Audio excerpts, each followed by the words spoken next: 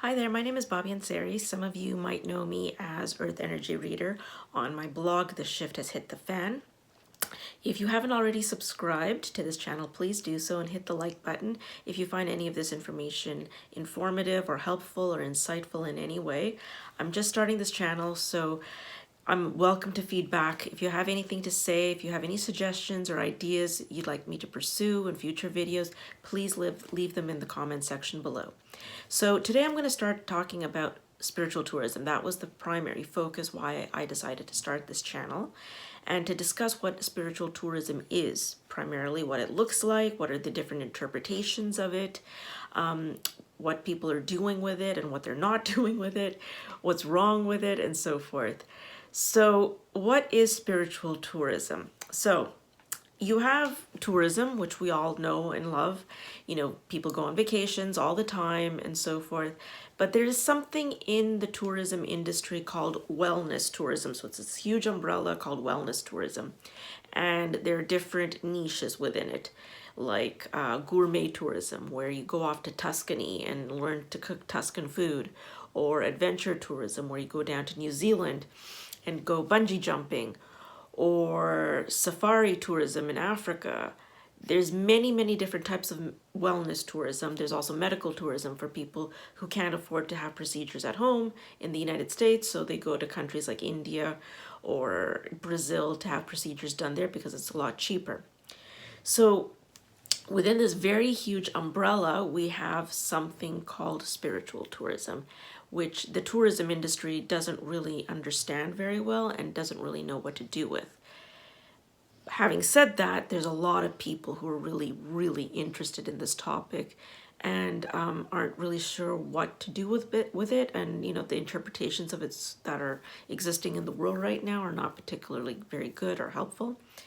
Right now, you kind of have two kinds of spiritual tourism. You have the pilgrimage tours, you know, where Muslims go to Mecca, or Christians go to Jerusalem, or Hindus go to Varanasi or Benares, or, you know, some Christian pilgrims will do the Santiago de Compostela in northern Spain.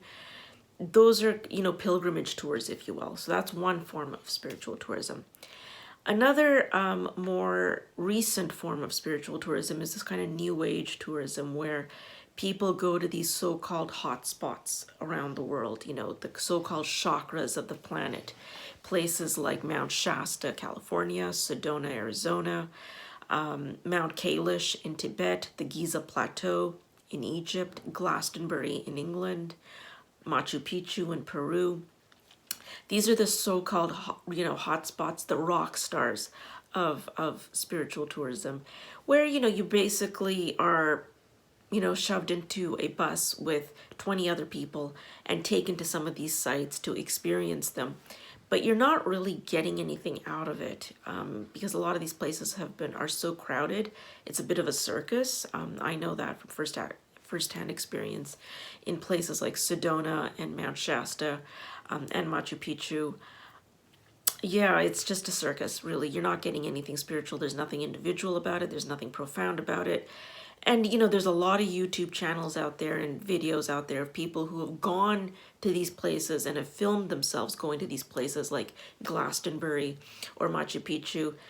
And they're like, yeah, I'm here and it's great, it's beautiful, but I'm not feeling anything. Well, there's a reason for that, which I'm going to go into later on.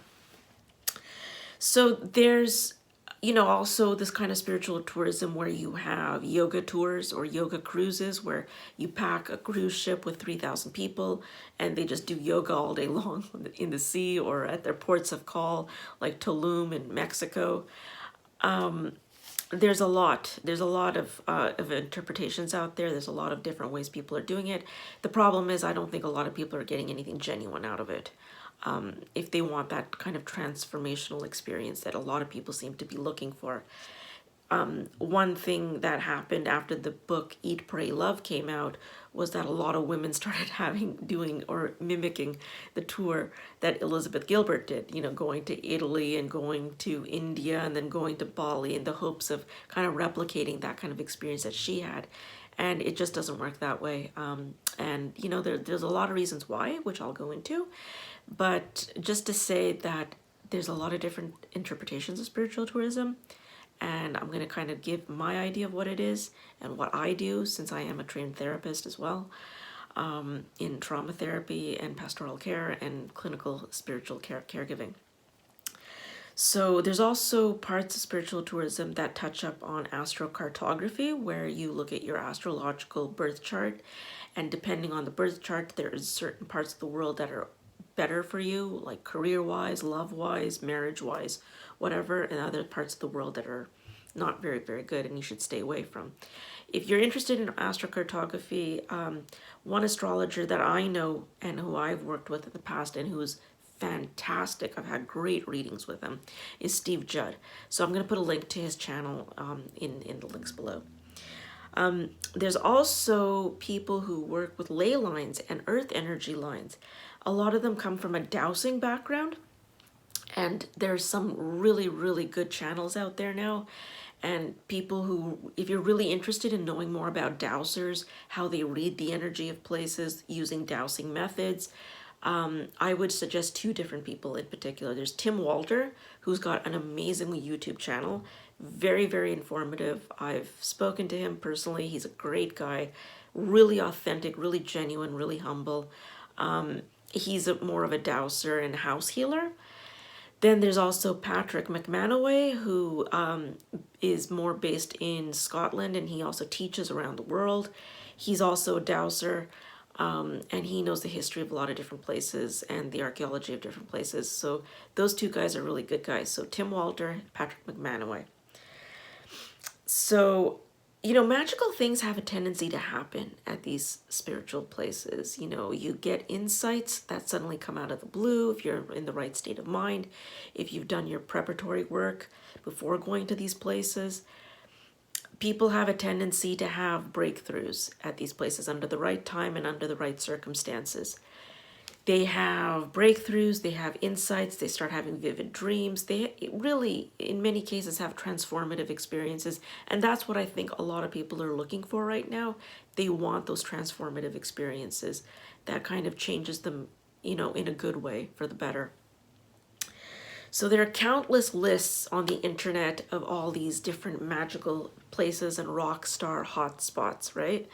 You know, like I've mentioned some of them before, like Glastonbury, Machu Picchu, the Giza Plateau, you know, the Himalayas, Mount Kailash in Tibet, Mount Fuji in Japan, countless places.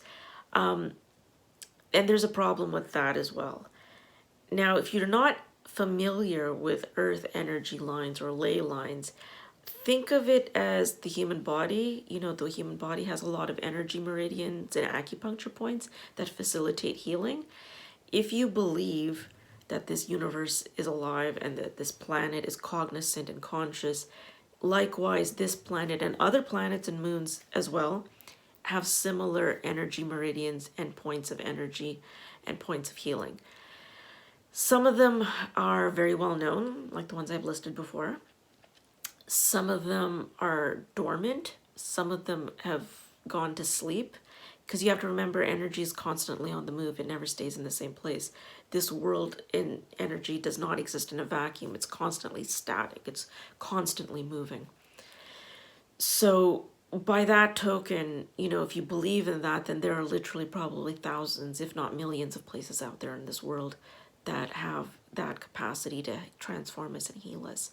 And like I said, some of them have gone dormant because of ancient civilizations that are no longer with us. Those teachings have gone missing. Those teachings have been eradicated in some cases because of colonialism or genocide and war, not only like in more recent times, but even thousands of years ago, right? That's just part of the human history. Some places need to be reactivated. Some places need to stay dormant because they're dangerous. And some places, like, you know, have just been so downgraded. The energy has been so downgraded, even though it must have been very powerful once upon a time in the past.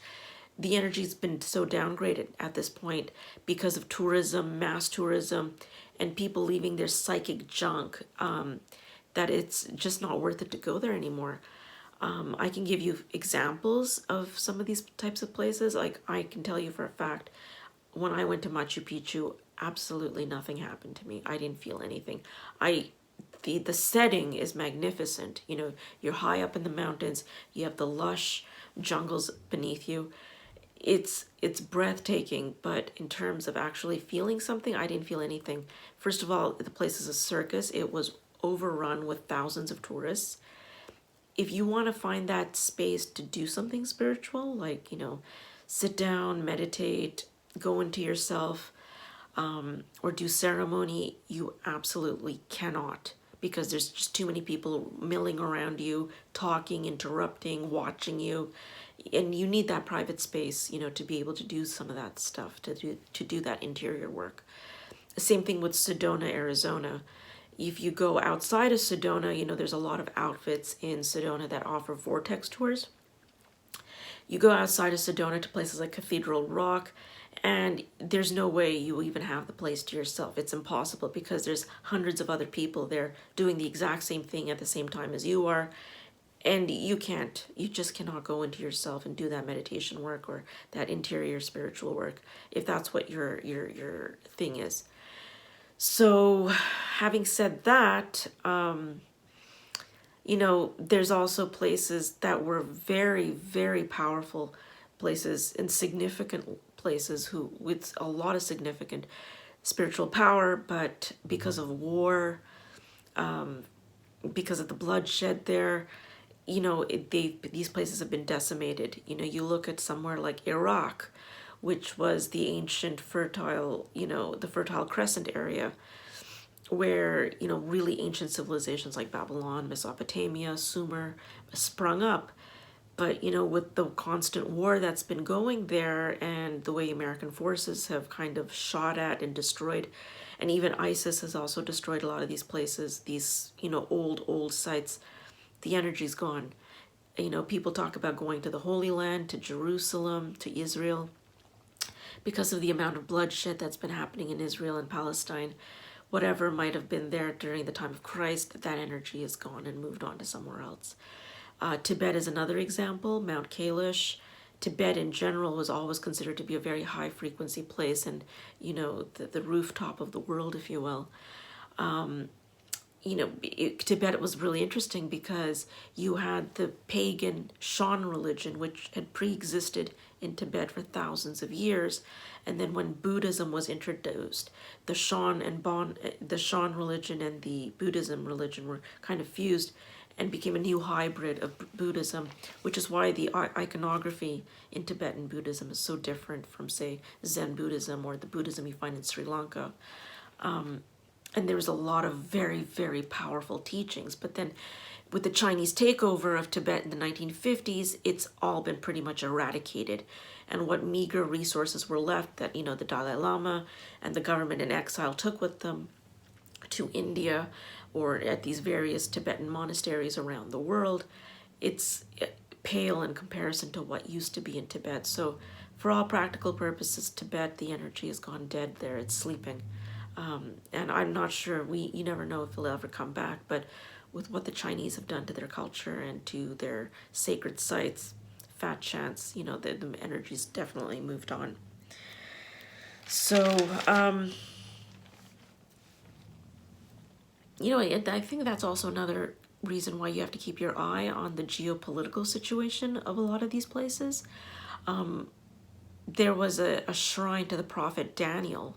You know, if you could know your Bible stories, Daniel was the one who was in the den of lions, and the lions wouldn't touch him because they realized how holy he was. He was buried, and his shrine was, I believe, in Turkmenistan or Uzbekistan. And ISIS got there and they destroyed it. They blew it up. So, you know, there's a loss of a lot of these places as well, which you need to be cognizant of. Now, in terms of healing and having those magical wow moments or those breakthroughs that, you know, everyone's striving to have,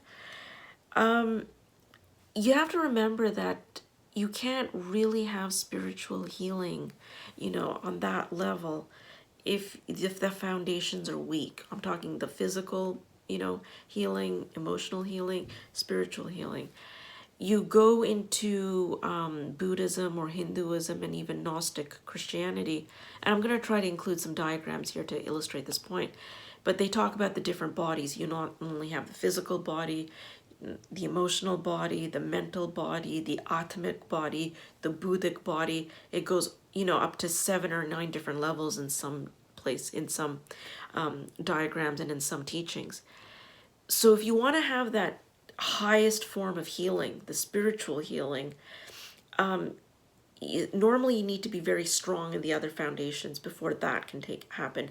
Alternatively, it has happened that if you were at the right place at the right time, the right state of mind, and you did a lot of preparatory work, you can have that spiritual healing or that quantum healing, whatever you want to call it. And then there's a cascading effect where it then does clear you up on the mental level, and it does clear you up on the physical level as well. So, but I think by and large, a lot of teachings are kind of unanimous that you kind of have to be strong and healed and really know yourself really well, what your own weaknesses are and where you need the healing before you get to the higher stuff, right? I mean, I like to say it's kind of like an analogy would be with understanding differential calculus. If you have basic arithmetic, you can't just go straight into differential calculus. You need to understand algebra and trigonometry and logarithmic functions before you touch differential calculus, right? So it's kind of similar. So I think a lot of people who go to these spiritual hotspots, if you will, go because they do want a transformational experience. And they go there having all these expectations. And like I said earlier, there's a lot of videos on YouTube where people have gone to Glastonbury and they take a great video, they show where they are, it's lovely. And it's I'm here, I'm in Glastonbury, it's beautiful, blah, blah, blah, but I'm not feeling anything. Well, it's kind of to be expected at this point, right? Especially if you haven't prepared yourself beforehand. And it can get even more specific. Like I said, every person is different. Everyone's issues are different. Everyone's makeup is different. Their stories are as individual as they are. And you need to take that into account. There isn't a one-size-fits-all, formula here. Just because you have maternal issues or a primary maternal wound doesn't mean that, every single person that has such an issue needs to go to the same place. It's quite different for everybody. So this is where I say you need to be cognizant of what your issues are. There's that old saying in the Temple of Delphi in Greece, know thyself. You really got to know who you are. You got to know what your weaknesses are. You got to know what your issues are. Is it addiction? Is it a primary maternal wound? Is it a primary paternal wound? Is it narcissistic abuse? Is it emotional abuse? Is it childhood trauma? Is it, questions of physical survival? Everyone's story is different, everyone's issues are going to be totally different. And it's only in the past couple of years, actually, we're understanding a lot of these things more and more and more outside of the spiritual community. I'm talking in the therapeutic community and in the psychological community. Things like narcissism, narcissistic personality disorder, narcissistic abuse, early childhood trauma and its long-term effects into adulthood for people. Things like the ACE test, the Acute Childhood Experience test. I'm going to put the links to some of this stuff below if you're interested in following up on that. There's been a lot of YouTube channels, let's say, just for narcissistic abuse, like Dr. Ramani. She has a wonderful channel on talking about narcissistic abuse for narcissistic abuse survivors. So this is what I mean. You got to really know your issues. You got to really know where you're coming from. You got to really know what you need to work on before you even go to some of these places, if you expect to have an authentic experience, right? There's another strain or movement that's kind of happening in the spiritual tourism community, which is quest tourism or personal quest. And this is going back to Joseph Campbell, the grandfather of modern mythology. and the hero's journey. And there's some great videos, if you don't know anything about the hero's journey, describing what the hero's journey is, but taking the hero's journey and extrapolating that into your own life and going on a personal quest. So this is just in its infancy in some tourist outfits, and they're not doing a very good job of it, quite frankly. But then there's a lot of kids who really resonate with that. And to give you an example, a couple of years ago, there was the standoff at Standing Rock, North Dakota. There was a pipeline coming through that was going to be cutting across, sacred territory for Native Americans. The Native American community really rallied at Standing Rock to have a standoff, and native tribes from, the Maori from New Zealand showed up, Australian Aborigines showed up. This was like life and death, It was a real standoff between the Native American way of life and view of the universe and looking at water as sacred and holy, and corporate America trying to destroy that, right? So it was a very makeshift operation. They were staying in tents in the middle of winter and, sub-zero weather. Food was donated. It was all, very, very communal, very, hands-on, ground-up type of operation. But there were a lot of kids, probably well-meaning, I imagine, but, white kids from affluent backgrounds, who decided that they were going to go to Standing Rock because this was going to be part of their personal quest. And they would show up, to try to help the water protectors, or I guess learn something about Native American spirituality with some of the elders who were there. But, they would show up with nothing. They would just show up with nothing, just expecting that this is going to be my holy quest, and you're going to have to feed me, and you're going to have to look after me. And they didn't give anything back to the community. Like, people show up to these things to share whatever resources they have. They didn't, and it really, really riled and rubbed a lot of the Native American elders the wrong way, and I don't blame them, So be careful with this personal quest kind of stuff. You could be, stepping on people's toes without even realizing it, and, you really, if you don't know what you're doing, you can actually really hurt yourself and also hurt other people, right? So, like I said, there's no one size fits all. So I'm going to share some of my experiences with spiritual tourism and what got me into this to illustrate my point more than anything else. If you read my blog, then you know that the banner of my blog, there's some interesting rock formations there, and that area is Cappadocia in central Turkey, which I consider to be my spiritual home, which is where I had my first spiritual breakthroughs, where I met my first spiritual teacher. It's an important place for me, which is why I decided to honor that place by putting it very prominently on my blog. Now, what's really, really interesting about Cappadocia is that if you look at the landscape, you have these giant phallic, fairy chimneys. And then at the same time, these undulating, very feminine, gentle, rock formations and valleys. And no matter where you are in Cappadocia, in any direction you look at, you have the masculine and the feminine in perfect balance, always. It's pretty incredible. And, from the outside, if you look at Cappadocia, it might look kind of barren. It's like a moonscape. It's just rocks. What's going on there? But when you get into the valleys, it's green, green, green and lush like you cannot believe.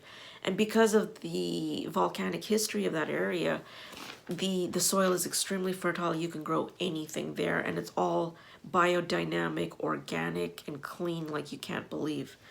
The air there literally hums. I mean, I have walked through so many of those valleys, spent time there, and meditated in some of those caves, and the air is literally buzzing.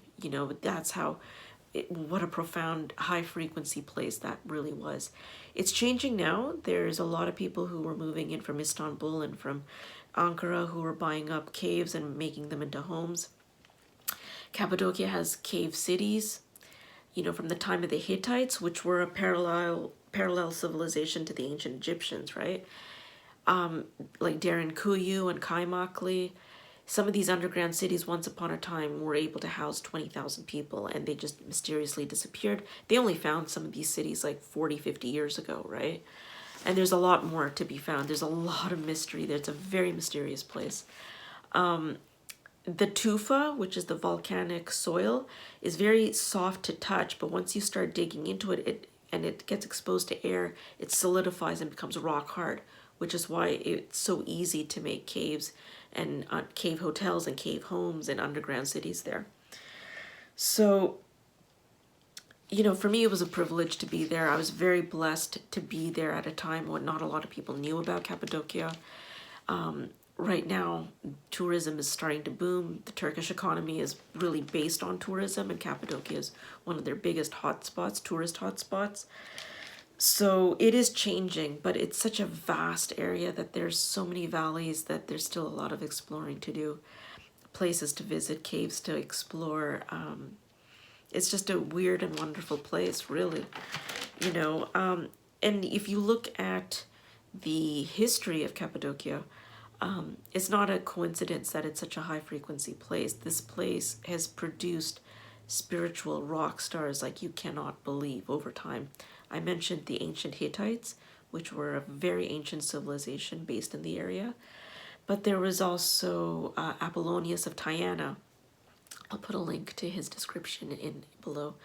He was considered the Jesus Christ of the ancient Greek world. You know, there's a lot of stories attributed to him. He was a mystic. He was a wandering mystic. He was a contemporary of Pythagoras. You know, in terms of Hermetic history and Hermetic magic, Apollonius of Tyana is one of them. And he came from Cappadocia. If you go into early Christian doctrine and the early Christian fathers like Saint Gregory or Basil the Great, guess where they come from? They all came from Cappadocia. More recently, within the Greek Orthodox Church, you had Saint Arsenios and Saint Paisios the Elder. They originally came from Cappadocia. Paisios was just canonized maybe about 5 years ago or so, and by the Greek Orthodox Church. You know, there's stories of, you know, Saint Paisios levitating and visitations from the Holy Mother and Jesus. A lot of interesting documentaries coming out about Saint Paisios. But just all this to say that guys like Paisios and Arsenios, they came from Cappadocia. So it's one of those places, you know, you just got to visit and experience for yourself. So I've had really profound experiences walking through some of those valleys and meditating in those caves. And because of this incredible landscape and the energy that's there, and it's still very pure, it hadn't been downgraded yet completely. So I know there must be other Cappadocias in this world that are probably just, you know, the energy is just dormant and waiting to be reactivated by the right seeker, really, more than anything else. But with Cappadocia, like I said, you know, with the landscape and the masculine and the feminine, you know, and the undulating valleys, this is primary chakra stuff, base chakra, you know, the red chakra, if you will. New Agers in the United States and in the West, I think, have a tendency to misread what the chakras really mean. You know, when they look, you know, if you look at some of these charts, they say the red chakra is about sex because that's where it's located, and it's not. It's a little bit much more complicated than that. It's more about the primary life force, you know, your will to live. It's about your hunger, your wanting to live, your energy levels. All of that is related to your primary chakra, really, not just sex. Procreation is part of that, but it's the life force itself. So if there's any kind of imbalance in the life force, Cappadocia is the place to go for that. Now, I'll share a little bit about myself. I have a primary maternal wound because my mother died when I was 7 years old. As a result of that, a lot of my feminine energy was kind of off balance. Cappadocia was no joke the best place on earth for me to take care of that issue, and I was able to do it there.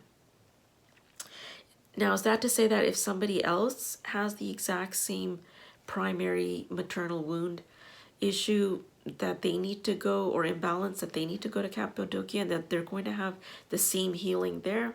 I'm not so sure. Not necessarily, because everybody's different, everybody's ancestry is different. I have a cultural and ancestral tie to Turkey, which is why Turkey really worked out for me in that way.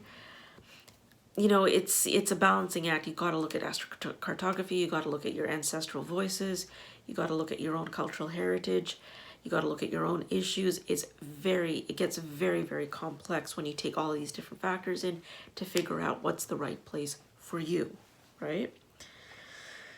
So when you get into a deeper level with spiritual tourism, and I have a feeling this is the direction it's going to go in the future, is that it's going to become issues-based tourism. What are your issues? Is it addiction? Is it a primary maternal wound, primary paternal wound, narcissistic abuse, emotional abuse, childhood trauma, depression, anxiety? What is it? You know, so based on those issues, there's going to be specific places in the world that might help you or not help you, and facilitate, healing, spiritual healing on a much, much, much more profound level. So I think, like I said, I think these issues-based tourism is going to be the way of the future. And I think these yoga cruises and these mass new age retreats, to Rennes-le-Château in France or the Giza Plateau, I think that's going to go the way of the dodo bird, because people are getting savvy enough and intelligent enough to realize that it's just not working for them anymore. So, like I've talked about Cappadocia, and, by the same token, I've also said that places like Machu Picchu did nothing for me. But, by the same token, there were other places that that caught me completely off guard and were very magical and mystical for me. One place for me is the Oregon coast, Crater Lake. That's another place. Avebury, England, the stone circles at Avebury was like visiting an old friend. It was a strong, strong, strong sense of deja vu coming over me when I was there. So yeah, it's a huge topic. I'm going to be talking about it more, but I'll leave it there for now today. But like I said, if you found any of this information relevant or helpful or insightful, please leave a comment below. If you have any suggestions, please do that too. Please like, subscribe, and let me know what you think. Thank you.